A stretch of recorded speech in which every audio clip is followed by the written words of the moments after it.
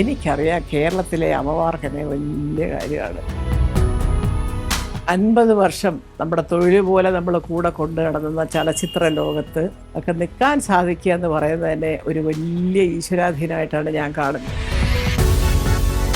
ഒരു പടം എടുക്കാൻ പരിപാടിയുണ്ട്, ഉദയയിൽ ആനപ്പാച്ചൻ, അതിലൊരു വേഷമുണ്ട്. ഒരു കുറച്ചൊരു ആംഗ്ലോ ഇന്ത്യൻ ടൈപ്പ് പോലെയൊക്കെ കാണിക്കുന്ന ഒരു ലേഡിയാണ്. ഒരു മറക്കാനാവാത്ത ഒരു തെറ്റ് ഞാൻ ചെയ്തു, അത് ചെയ്യാൻ പാടില്ലായിരുന്നു. പക്ഷെ ഒരു പക്ഷേ എൻ്റെ അറിവില്ലായ്മയോ വിവരമില്ലായ്മയോ, ചെറുപ്രായത്തിൽ 10-20 വയസ്സേ ഉള്ളൂ.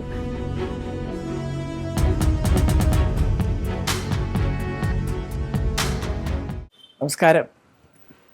ഒരു 50 വർഷം നമ്മുടെ തൊഴിൽ പോലെ നമ്മൾ കൂടെ കൊണ്ടു നടന്ന ചലച്ചിത്ര ലോകത്ത് ഒരുപക്ഷെ തുടർന്നും ഇങ്ങനെ ഇപ്പോഴും അഭിനയിച്ചും ഒക്കെ നിൽക്കാൻ സാധിക്കുക എന്ന് പറയുന്നത് തന്നെ ഒരു വലിയ ഈശ്വരാധീനമായിട്ടാണ് ഞാൻ കാണുന്നത്. പക്ഷെ ഞാനതിങ്ങനെ എണ്ണിക്കൊണ്ടിരുന്നില്ല.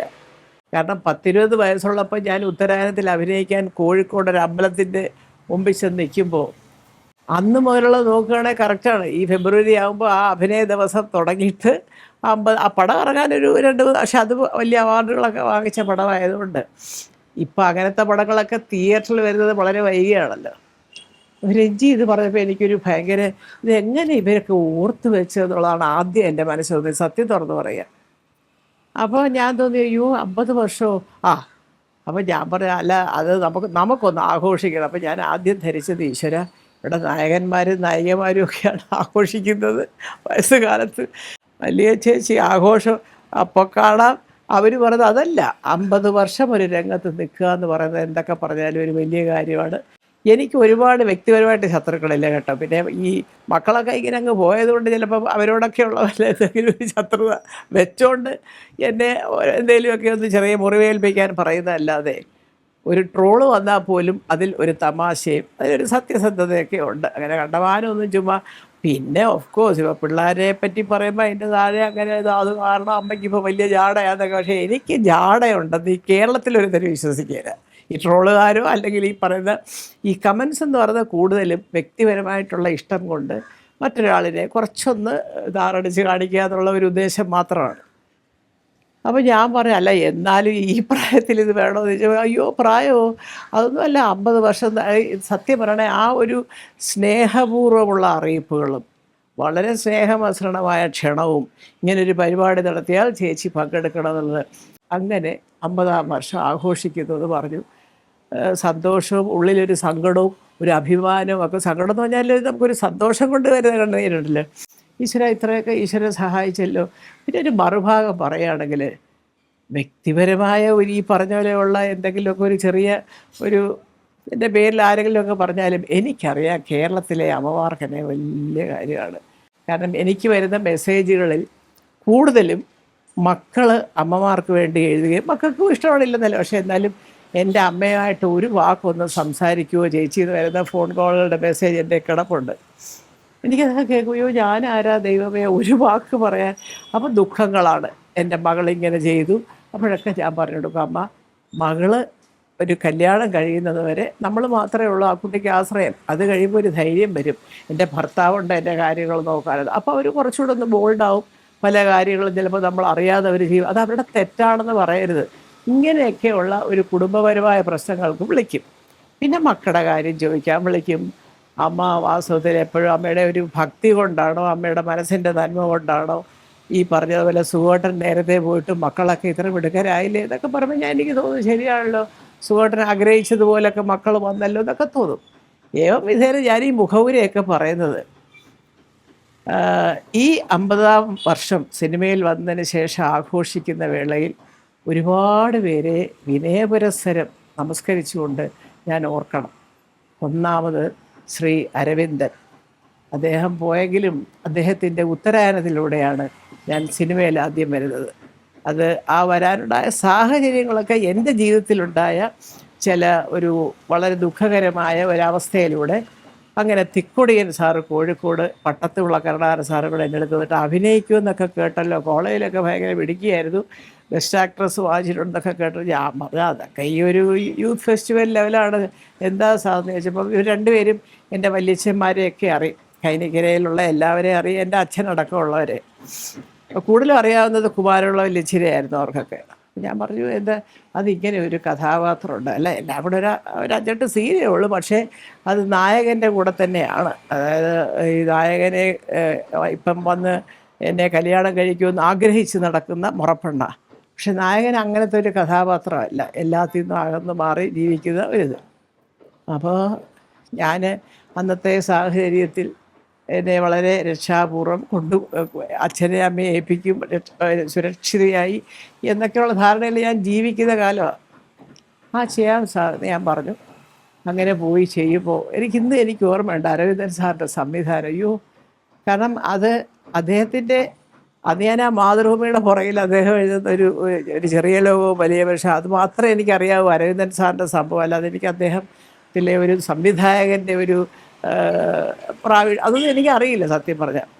ഞാനവിടെ ചെന്നു. അപ്പോൾ ആദ്യത്തെ ഷോട്ട് എടുക്കുന്നു. സാറ് വന്നിട്ട് ഇങ്ങനെ വന്ന് അടുത്ത് നിന്നിട്ട് വളരെ പതുക്കെ അദ്ദേഹം സംസാരിക്കുള്ളൂ. വലിയ എന്താ സാർ എനിക്കൊന്നും മനസ്സിലായില്ല. അപ്പോൾ അവിടെ നിന്നുകൊണ്ട് പട്ടത്തുള്ള സാർ വന്ന് കുറച്ചൊന്ന് ഉറക്കം പറയണോ, അതാ കൊച്ച് പേടിച്ച് നിൽക്കുക, ഒന്ന് ഉറക്കം പറഞ്ഞുകൊണ്ടൊക്കെ എന്നൊക്കെ പറഞ്ഞു. അപ്പോൾ ഒന്നുമില്ല, മോഹൻദാസ് ഇങ്ങനെ സൈക്കിളിൽ വരുന്നു. ഡോക്ടർ മോഹൻദാസ് ആയിരുന്നു ഹീറോ. അങ്ങനെ സൈക്കിളിൽ വരുന്നു, ഇവിടുന്ന് അമ്പലത്തിൽ നിന്ന് പുറപ്പെട്ട് പോകുന്നു. അപ്പോൾ സംസാരിക്കുന്നു, ഇത്രയൊക്കെ ഉള്ളൂ എന്ന് പറഞ്ഞു. എന്തോ സംസാരിക്കലും പിടിക്കലും ഒക്കെ കഴിഞ്ഞ് അത് ആദ്യത്തെ ഷോട്ടൊക്കെ ഓക്കെ ആയി. അതിലെ ഏറ്റവും വലിയ അഭിമാനം തോന്നി. ഞാനതിൽ ഒന്നുമല്ല, എന്നാലും ആ ചിത്രത്തിന് ഒന്നാമത് ഈ മലയാള ചലച്ചിത്രങ്ങളുടെ കൂട്ടത്തിൽ ഗോൾഡ് മെഡൽ വാങ്ങിയ ഒരു ചിത്രമായി മാറി എന്ന് പറയുമ്പോൾ നമുക്കെല്ലാവർക്കും അങ്ങനെയല്ലേ, ഒരു അഭിമാനം തോന്നും. അയ്യോ ഗോൾഡ് മെഡലോ, ആ ചിത്രത്തിൻ്റെ ഒരു ഭാഗമാകാൻ എനിക്ക് ഫസ്റ്റ് പടമാണെന്ന് കൂടെ ആലോചിക്കണം, എനിക്ക് സാധിച്ചല്ലോ ഭഗവാനെ എന്നുള്ള ഒരു അഭിമാനവും സന്തോഷവും ഒക്കെ തോന്നി. അന്ന് തുടങ്ങിയതാണ് എൻ്റെ സിനിമാ ജീവിതം.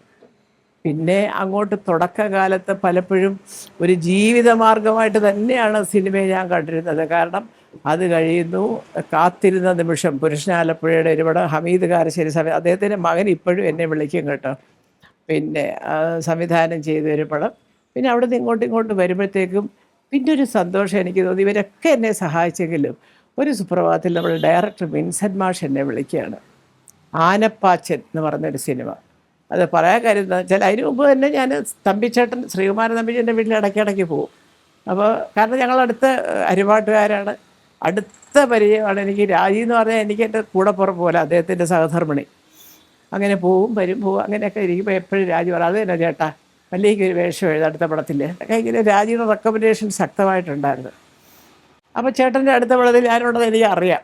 അപ്പോഴാണ് സാറിങ്ങനെ വിളിക്കുന്നത്, ഒരു പടം എടുക്കാൻ പരിപാടിയുണ്ട്, ഉദയയിൽ ആനപ്പാച്ചൻ, അതിലൊരു വേഷമുണ്ട്, കുറച്ചൊരു ആംഗ്ലോ ഇന്ത്യൻ ടൈപ്പ് പോലെയൊക്കെ കാണിക്കുന്ന ഒരു ലേഡിയാണ്, GK പിള്ളയുടെ വൈഫാണ് എന്നൊക്കെ പറയും. അപ്പോൾ ഞാൻ ചോദിച്ചു അതാരൊക്കെ? അത് നസീർ സാറും ഷീലയും. അപ്പോഴേ എൻ്റെ മനസ്സിലൊരിത്, കാരണം നസീർ സാറൊക്കെ ഉള്ളൊരു പടമല്ലേ, അതിനകത്തൊക്കെ കയറി അഭിനയിക്കാൻ. ഞാൻ പറയോ ഞാൻ ചെയ്യാം, ഞാൻ ആലപ്പുഴ അതൊന്നും അറിയണ്ട, അതൊക്കെ ഇവർ ഇവിടെ എല്ലാ ഏർപ്പാടുകളും ചെയ്തവരും വരുന്നതും താമസിക്കുന്നതും ഒക്കെ. അങ്ങനെയാണ് ഞാൻ പുറത്തേക്ക് പോകുമ്പോൾ സകല അറേഞ്ച്മെൻറ്റ്സും നിർമ്മാതാവ് ചെയ്യും, ഇതൊക്കെ പഠിച്ചു വരികയാണ് അപ്പോൾ നമ്മൾ. അങ്ങനെ ഉദയായി പോന്നു. നസീർ സാറ്, ഷീല ചേച്ചി, പ്രമുഖരായ എല്ലാവരും ഉണ്ട്. ഞാനും ആറന്മുള പൊന്നമ്മ ചേച്ചിയും കൂടെയാണ് ഒരു റൂമിൽ താമസിക്കുന്നത്. അല്ല അന്നിപ്പം ആറന്മുള പൊന്നമ്മ ചേച്ചിയുടെ കൊച്ചുമോള് രാധികൻ, സുരേഷ് ഗോപിയൊക്കെ ഒന്നുമില്ല, അവരൊക്കെ ജനിച്ചൊന്നും പോലും എനിക്കറിയില്ല കേട്ടോ. അപ്പോൾ അന്ന് അമ്മ ഇങ്ങനെ പറയും, കാരണം അമ്മയ്ക്ക് എൻ്റെ വല്യച്ഛന്മാരുടെ കൂടെയൊക്കെ ചില ചിത്രനാൾ ഗ്രന്ഥശാലയുടെ നാടകത്തിലുമൊക്കെ അഭിനയിക്കുകയൊക്കെ ചെയ്തിട്ടുള്ളതാണ്. എങ്ങനെ ഇല്ലാതിരിക്കും, നിൻ്റെ രക്തത്തിൽ കാണും അഭിനയിക്കാനുള്ള കഴിവൊക്കെ എന്നൊക്കെ അമ്മ ഒത്തിരി അനുഗ്രഹാശിസുകളൊക്കെ തന്ന് നല്ല വാക്ക് പറഞ്ഞു. അങ്ങനെ പിന്നെ അങ്ങോട്ട് പടം. അപ്പോഴാണ് ഈ വിൻസെൻ്റ് മാഷ് വിളിച്ചതുപോലെ എൻ്റെ ഇരട്ടി സന്തോഷമായിരുന്നു തമ്പിച്ചേട്ടൻ്റെ ആദ്യത്തെ പടം അഭിനയിക്കുമ്പം. ആദ്യം മോഹിനിയാട്ടമായിരുന്നു, പിന്നെ അത് കഴിഞ്ഞ് 1-2 പടം അഭിനയിച്ച് ഞാൻ ഇവിടെ തിരുവനന്തപുരത്ത് വന്ന്. അങ്ങനെ പടങ്ങളെല്ലാം അഭിനയിച്ചു വന്നു. ഒരു സുപ്രഭാതത്തിൽ തിരുവനന്തപുരത്ത് വെച്ച് 2 പടം ഒന്നിച്ചെടുക്കുന്നു. ഏതോ ഒരു സ്വപ്നം, മാളിക പണിയുന്നവരിൽ YG മഹേന്ദ്ര, തമിഴ്നാടൻ, അദ്ദേഹത്തിൻ്റെ കൂടെ. പിന്നെ ഏതോ ഒരു സ്വപ്നത്തിൽ സുവോട്ടനും ഷീലയാണ് പ്രമുഖ വേഷമെങ്കിലും ഞാൻ അവിടെ അതിനകത്ത് തന്നെയുള്ള ഒരു പ്രധാന കഥാപാത്രത്തിൻ്റെ ഭാര്യയായിട്ടാണ്. രണ്ടും 2 വ്യത്യസ്തമായ വേഷങ്ങളാണ്. ഇത് രണ്ടും ഞാൻ ചെയ്തു. അതൊരു ടേണിംഗ് പോയിൻ്റായിരുന്നു എൻ്റെ ലൈഫിൽ. കാരണം ഞാൻ തിരുവനന്തപുരത്ത് വന്നു താമസിച്ചു. അപ്പോൾ തിരുവനന്തപുരത്ത് എന്നെ അന്വേഷിച്ച് വരാൻ ആൾക്കാരുണ്ട്. എൻ്റെ ഒരു തുടക്കകാലത്ത് ഉണ്ടായ അപക്വമായ ഒരു ഒരു മനസ്സിൻ്റെ ഇതുകൊണ്ടായിരിക്കാം, എന്തോ ആവട്ടെ. പക്ഷേ ഇവിടെ വന്നപ്പോൾ എന്നെ ആരും വിളിക്കുന്നില്ല. ഞാൻ വിളിക്കുമെന്ന് പറഞ്ഞ് എൻ്റെ അച്ഛനും അമ്മയും ഇങ്ങനെ പലരെയും വിട്ട് അന്വേഷിപ്പിക്കുന്നുണ്ട്. ഇവൾ തിരുവനന്തപുരത്തുണ്ടോ എന്നൊക്കെ ഓരോരുത്തരോട് ചോദിക്കുന്നുണ്ട്.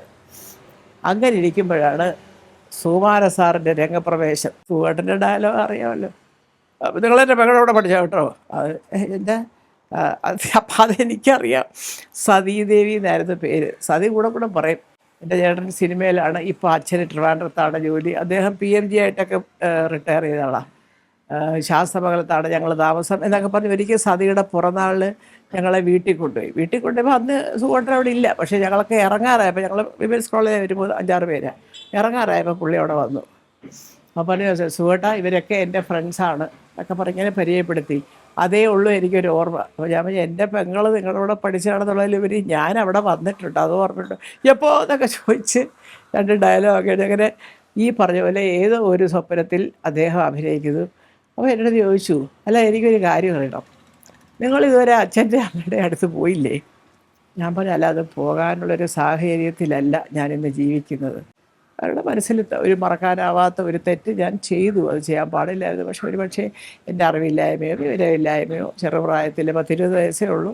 അപ്പോഴാണ് സുഖോട്ടനെ പറഞ്ഞത്, അത് ശരിയല്ല, നിങ്ങൾ പോയി കാണണം അച്ഛനെ എന്ന് പറയുന്നു. അപ്പോൾ എൻ്റെ അമ്മാവൻ്റെ മകൾ അവിടെ വരുന്നത് എന്നെ കാണാൻ. അയ്യോ എന്നും ചോദിക്കും. അപ്പോൾ എൻ്റെ അമ്മയുടെ സഹോദരൻ്റെ മകളാണ്. അപ്പച്ചി എന്നും ചോദിക്കും, ഇവിടെവിടാ, ഇവിടെ സിനിമയാണോ അത് എന്നൊക്കെ ചോദിക്കാറുണ്ട് എന്നൊക്കെ പറഞ്ഞിട്ട് അങ്ങനെ സുകുമാരൻ ചേട്ടൻ തന്നെയാണ് തീരുമാനിക്കുന്നത്. ഇത്രാം തീയതി ഞാൻ അച്ഛനെയും അമ്മയും കാണാൻ വീട്ടിൽ പോകുന്നു. KRT 699 ഒരു പച്ച അംബാസഡർ, അദ്ദേഹം ആദ്യം വാങ്ങിച്ച കാറാണ്. ആ വണ്ടിയിൽ ആദ്യം കയറിയത് ഞാനാണ് കേട്ടോ. അപ്പോൾ അത് എറണാകുളം BTH വെച്ച്, അതാ ഞാൻ പറഞ്ഞു, അങ്ങനത്തെ കഥകൾ പറയുകയാണെങ്കിൽ ഒരുപാട് പറയേണ്ടി വരും. അതുപോട്ടെ, അതൊക്കെ നമ്മൾ കഴിഞ്ഞു പോയ ഓരോരോ കാര്യങ്ങളാണ്. നമ്മളതിനെ ചെകഞ്ഞ് എടുത്ത് വലിയ സംഭവമാക്കി മാറ്റേണ്ട കാര്യങ്ങളൊന്നുമില്ല. അപ്പോൾ അതുകൊണ്ട് ഞാൻ ഒരു ദിവസം പോന്നു. 4.5 വർഷം 5 വർഷം ആവാറായി. അപ്പം തുടങ്ങിയത് ഒരു 2 ആഴ്ചയ്ക്ക് അച്ഛൻ്റെ അടുത്ത് പോകുമെന്നുള്ളൊരു ധാരണയിലാണ് വീട് വിട്ട് ഇറങ്ങുമ്പോഴും ഒക്കെ എനിക്ക്. പക്ഷെ അതെല്ലാം അങ്ങ് തെറ്റി. എനിക്ക് അവിടെ ചെല്ലുന്നു, അച്ഛനെ അമ്മയൊക്കെ കാണുന്നു. പിന്നെ അങ്ങോട്ട് എനിക്ക് ഒരു പിടിയില്ല എന്താ സംഭവിച്ചതെന്നുള്ളത്. ഞാനവിടെ നിൽക്കുന്നു, തമ്പിച്ചേട്ടൻ വരുന്നു, ശ്രീകുമാരൻ തമ്പി സാറ് വരുന്നു, കാര്യങ്ങളൊക്കെ പറയുന്നു. അങ്ങനെ ഒരു സുപ്രഭാതത്തിൽ ഞാൻ കാണുന്നത് നെല്ലിയാമ്പതിയിലെങ്ങാണ്ട് കണ്ണുകൾ എന്ന് പറഞ്ഞ പടം ഷൂട്ട് ചെയ്തിടത്തുനിന്ന് സുകുമാരൻ വരുന്നുണ്ട്. ഞാനും സുഖവും കൂടെ വൈകിട്ട് അങ്ങോട്ട് വരാം എന്ന് തമ്പിച്ചേട്ടൻ പറയുന്നു. അപ്പോൾ വന്നു കഴിഞ്ഞ് സുകുമാരൻ സാറിൻ്റെ ഒരു യൂഷ്വൽ സ്റ്റൈൽ, ഒരു തേർഡ് പാർട്ടി ഒന്നും എനിക്ക് വേണേ നേരിട്ട് ചോദിച്ചോളാം എന്നുള്ള മട്ടിൽ അവിടെ വന്നിരിക്കുന്നു. അച്ഛാ ഞാനാണ് സുകുമാരൻ, എടപ്പാളാണ് വീട്, അങ്ങനെയാണ് ഇങ്ങനെയാണ് മറ്റാണ് മറിച്ചാണെന്നൊക്കെ പറഞ്ഞ് എൻ്റെ അച്ഛനെയും അമ്മയും കാണുന്നു. ഇവർ ഇങ്ങനെയൊന്നും വെറുതെ മോങ്ങിക്കൊണ്ടിരിക്കുന്ന ഒരു സ്ത്രീയല്ല, ഒരുപാട് പൊട്ടൻഷ്യലുള്ളൊരു ലേഡിയാണ്. ഞാൻ അവരെ കല്യാണം കഴിച്ചാൽ എൻ്റെ ജീവിതം കൂടെ തന്നാവും. ഞാൻ അത്ര ഒരു നല്ലവരൊന്നും അല്ല, അത്യാവശ്യം ഇതൊക്കെ പറഞ്ഞ് എൻ്റെ അച്ഛനോട് സകല ചരിത്രവും പറയും. പക്ഷേ അതിനിടയ്ക്ക് തന്നെ ഈ പറഞ്ഞതിൽ എൻ്റെ സഹോദരനും ഒക്കെ ആയിട്ട് അച്ഛൻ ഫോണിൽ കൂടെ ചോദിക്കുകയും, അന്ന് ചേട്ടന് ഇവിടെ നാന കൃഷ്ണസ്വാമി റെഡ്ഡിയാരും ഒക്കെ ആയിട്ടൊരു ഫാമിലി ഡോക്ടർ എന്നുള്ള രീതിയിലൊക്കെ പരിചയമുണ്ട്. അപ്പോൾ അവരെല്ലാവരും സുഖനെക്കുറിച്ച് വളരെ നല്ലതേ പറഞ്ഞിട്ടുള്ളൂ. ഒരു കള്ളത്തരം കാണിക്കാനോ പറയാനോ അറിയാൻ വയ്യാത്തൊരു വ്യക്തിയാണ്. പിന്നെ 2 അടിക്കുമെന്നൊക്കെ പറഞ്ഞ് നേരം, അതിപ്പോൾ ആരാ ചെയ്യാത്തതെന്നൊക്കെ പറഞ്ഞ് എല്ലാവരും സുഖോട്ടൻ്റെ സൈഡാണ്. അപ്പോൾ അങ്ങനെ വരുന്നു.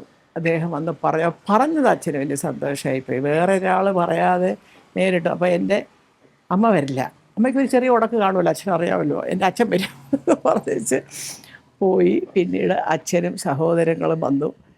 ഏവം വിധേന അന്ന് എന്നെ കണ്ടതിന് ശേഷം ഒരു 9 മാസം കഴിഞ്ഞപ്പം ഞങ്ങളുടെ കല്യാണം കഴിയുക. അതാണ് അപ്പം ഞാൻ തീരുമാനിച്ചു, എനിക്ക് സിനിമയൊന്നും വേണ്ട ഈശ്വര. കാരണം എനിക്കൊരു വാശിയുണ്ടായിരുന്നു, ഞാൻ ഇതെല്ലാം ജീവിച്ചു കാണിച്ചു കൊടുക്കണം എന്നുള്ളത്. അപ്പോൾ സകല ദൈവങ്ങളെ വിളിച്ചുകൊണ്ട് ഒരു കുടുംബജീവിതം ആരംഭിച്ചു. അദ്ദേഹത്തിൻ്റെ ഇഷ്ടാനിഷ്ടങ്ങൾക്കനുസരിച്ച് ഞാൻ ജീവിച്ചു, ഓടി നടന്ന് അഭിനയിക്കും. ഇപ്പോൾ ഈ പറഞ്ഞ പോലെയുള്ള മാധ്യമ സുഹൃത്തുക്കൾക്കെല്ലാം അറിയാം, ആ റെക്കോർഡ് ഇന്നും ആരും ഭേദിച്ചായിട്ട് എനിക്ക് തോന്നുന്നില്ല. 42 43 പടങ്ങൾ ഒരു വർഷം ചെയ്തിട്ടുണ്ട്. പകലൊരു പടം, രാത്രി ഒരു പടം. പകല് കോഴിക്കോട്ട് ഒരു പടം, ഏതായിരുന്നു,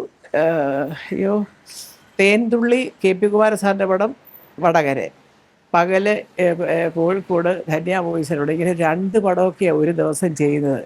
അങ്ങനെ 10-43 പടങ്ങൾ. അത് അന്ന് ഇത്രയും ദിവസങ്ങളും വേണ്ടല്ലോ, ഒരു 10-25 ദിവസമൊക്കെ കൊടുത്താൽ മതി. അപ്പോഴത്തേക്ക് ഡേ നൈറ്റ് വെച്ചിട്ട് ഇവർ തീർക്കും വർക്കൊക്കെ. അങ്ങനെ ഓടി നടന്ന് അഭിനയിക്കുന്ന കാലം. അപ്പോൾ 2 കുഞ്ഞുങ്ങളായി. അപ്പോൾ എനിക്ക് അതിനെക്കാട്ടിൽ ഇവരെ ശ്രദ്ധിക്കണം, ഇവരുടെ പഠിത്തം ശ്രദ്ധിക്കണം. അതെപ്പോഴും പറയായിരുന്നു സുകുമാരൻ ചേട്ടൻ. ഒറ്റ കാര്യം എനിക്ക് പറയാറുള്ളൂ, അവർ പഠിക്കുക. എവിടെങ്കിലും ചെന്ന് കഴിഞ്ഞാൽ 4 കാലേ നിൽക്കണം, ബബ്ബ അടിച്ചോണ്ട് നിൽക്കരുത് കേട്ടോ മക്കളെ എന്നൊക്കെ പറഞ്ഞ് അവരോടും പറയും. ഇതുപോലെ നല്ലൊരു ലൈബ്രറിയൊക്കെ ഉണ്ടാക്കി പുസ്തകങ്ങൾ വായിക്കാൻ പറയും. വായിച്ചിട്ട് അതിന് അവർക്ക് തോന്നിയ അഭിപ്രായം എഴുതാൻ പറയും. ഇതൊക്കെ നേരമില്ലെങ്കിലും ശരി, 2 ദിവസം വീട്ടിൽ വരുമ്പോൾ ഇതൊക്കെ എഴുതി വെച്ചോ എന്നൊക്കെ ചോദിച്ച് ആ വക കാര്യങ്ങളിൽ തീർച്ചയായിട്ടും അദ്ദേഹത്തിൻ്റേതായ ഒരു വലിയ പങ്കുണ്ട്. കാരണം ഇവർ ഈ സംസാരിക്കാനുള്ള കഴിവും എല്ലാം. ഇപ്പോൾ എല്ലാവരും പറയുന്നത് പൃഥ്വിരാജ് ഇംഗ്ലീഷ് പറയുന്നത്, അവൻ്റെ അച്ഛനോട് അവൻ ഇംഗ്ലീഷ് പറഞ്ഞു നടന്നത് ആ കൊച്ചിലെ. അപ്പോൾ അതുകൊണ്ട് പിന്നീട് അതിനൊക്കെ ഒരു പരിഷ്കൃതമായ രീതിയിൽ കുറച്ചും കൂടി ഇംഗ്ലീഷ് പറയാൻ സാധിച്ചത് വിദ്യാഭ്യാസ രംഗത്തുനിന്ന് തന്നെയാണ്. ആ ഒരു സുവേട്ടൻ്റെ ഉപദേശങ്ങളും എങ്ങനെ ആയിരിക്കണം എന്നുള്ളതൊക്കെ ഒരുപക്ഷെ കഥകൾ കുറേ കൂടെ മനസ്സിലാക്കുന്നത് എൻ്റേതടക്കം സുവേട്ടൻ നേരിട്ട് പറഞ്ഞിട്ടാണ്. എൻ്റെ ജീവിതത്തിലെ ഏറ്റവും വലിയ വിജയം അതാ. എൻ്റെ കാര്യങ്ങൾ ഏറ്റവും കൂടുതൽ മക്കളെ പറഞ്ഞ് മനസ്സിലാക്കി കൊടുത്തിരിക്കുന്നത് അച്ഛൻ തന്നെയാണ്, സുവേട്ടൻ തന്നെയാണ്.